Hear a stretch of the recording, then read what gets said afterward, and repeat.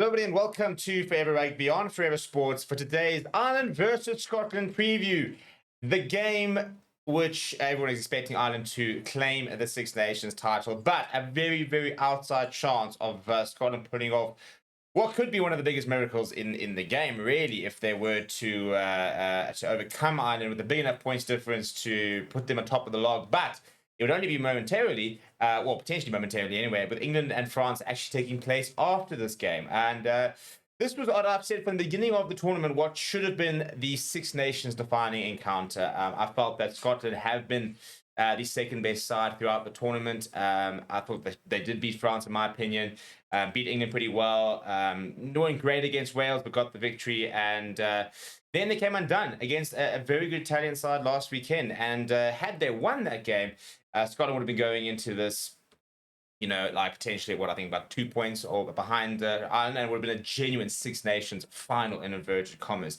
That is not the case. And as such, maybe the game's been a bit watered down, but Ireland have got to prove, for example, they can bounce back, claim the Six Nations, and make sure it was never in doubt. Scotland, on the other hand, they were to go and beat Ireland. First of all, they would reaffirm the fact that they are a top side in the world, and also be interesting to see how sort of the aura surrounding just how good this Ireland side is would be affected by such a result. Now, before we look at the two teams, please do smash like on the video. Please do subscribe to the channel as well. Ireland are at home and are unchanged in the starting at 15. A couple of changes on the bench, pretty significant ones as well. So if we go through what is a very solid and continuously consistent pack, it is Andrew Porter, Dan Sheehan, and Tyke Furlong in that front row, backed up by Joe McCarthy, who's gotten that starting number 4 position and doesn't look to be giving it back anytime soon, next to Ty Byrne, who brings up his 50th cap this weekend. Mental when you think of a player as good as Ty Byrne has had to wait so long to get to 50 caps. But yeah, a bit of a late bloomer, to be perfectly honest, but now absolutely world-class player. And at 32 years old, I think it's criminal that he's going to play so few caps in his career. But yeah, what a player he is. Peter O'Mahony will captain the side in the number 6 jersey. Josh Pindaflia, Karen Doris completing that loose trio. James Gibson Park will continue to partner Jack Crowley. James Lowe, Calvin Nash, Hugo Keenan in that back three. Bundy Aki next to Robbie Henshaw in a very consistent centre pairing. Off the bench, it is Ronan Kelleher, Cian Healy, and Finlay Beelum.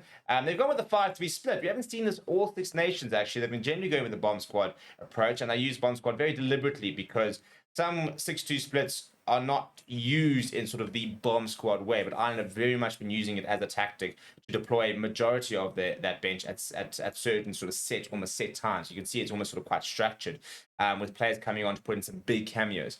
But this weekend will be a bit different. So Ryan Beard, Jack Conan, the only for other sort of forward replacements along that side, that reserve front row. Conor Murray in the 21 jersey. Harry Byrne could get his first Test Six Nations action this campaign, as is the return of Gary Ringrose, who I'd say Ireland have missed, but they've got the absolute world-class operator in Robbie Henshaw, who can cover it inside and outside centre. One of the best centres in the world, actually, I think, Robbie Henshaw, in terms of being able to play both as well as the other. And then Bandiak, who's obviously been sensational at inside centre. If we then look at the Scottish side, also pretty consistent, and Finn Russell will be looking to try and close off a particularly good Six Nations for him, where I feel that he's just playing at a completely different level of rugby to all the other fly halves in the Six Nations. So if we look at the starting lineup, it is Pierre Schoeman, George Turner, and Xander Ferguson in that front row. They're backed up by Grant Gilchrist and Scott Cummings to complete the tight 5. Andy Christie gets another opportunity. Rory Dodge and Jack Dempsey completing the loose trio. It's a good pack. I still always say that I think that they're a world-class lock short of being a world-class pack. I think Grant Gilchrist and Scott Cummings are very good players, but I just think that's probably one area where I think every sort of team has got that world-class lock. I talk about a Ty Byrne, Joe McCarthy, the way he's played this season. What Mario Toja has done for England for years.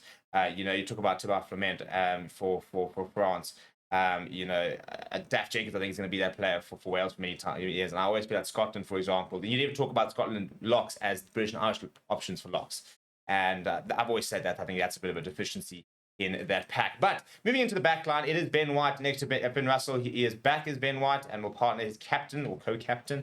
It's the standard back row of Dion van der Merwe, Carl Steyn, and Blake Kinghorn in that back three. But David McDowell will get an opportunity at inside centre. Hugh Jones at outside centre. Cameron Redpath had a solid game, I thought, last week, but he did look absolutely knackered by the end of it.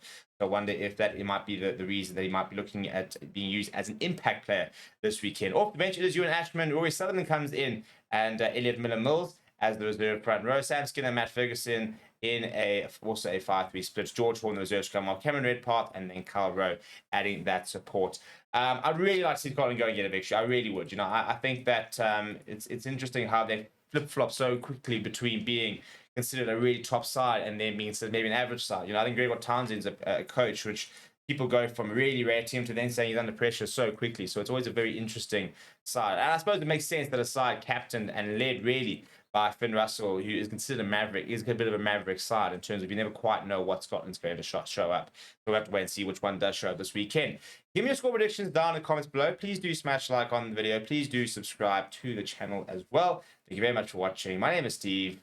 Chat to you soon.